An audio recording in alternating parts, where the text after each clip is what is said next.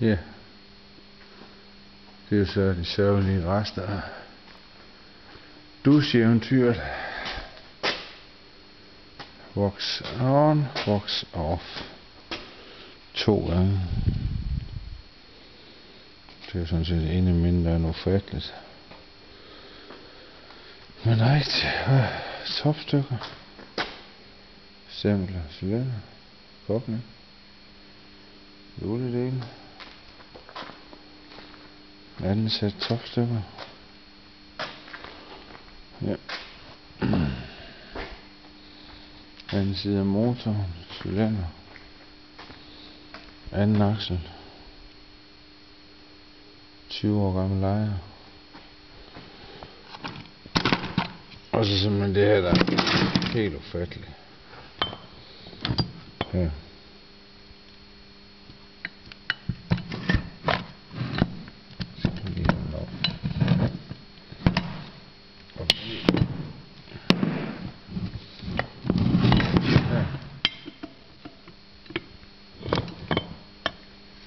Det her, det slår sådan set alt.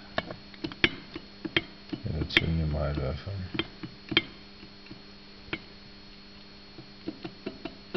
Patraven og alle de andre også.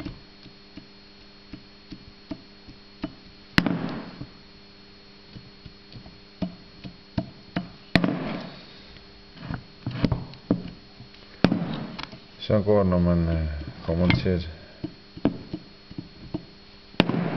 at tage en stavelse fejl af lejren. Så ja. 8 dage råstok for fuld gas. Spildt.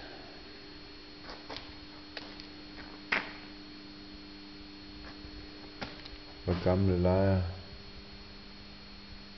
sat i til knastdrevsaksen. Det er jo kun den mest belastede. Og gammel leje sat i foran lige pudset den i en anelse. Men ja.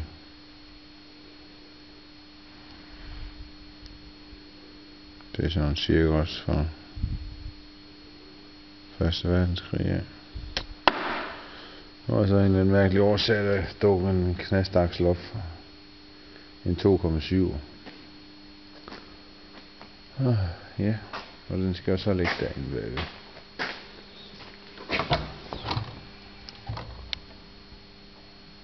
Der er lidt tomt. Så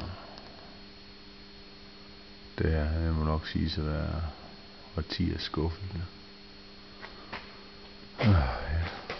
Og der er så lille hundehus. Overstødningspakninger, det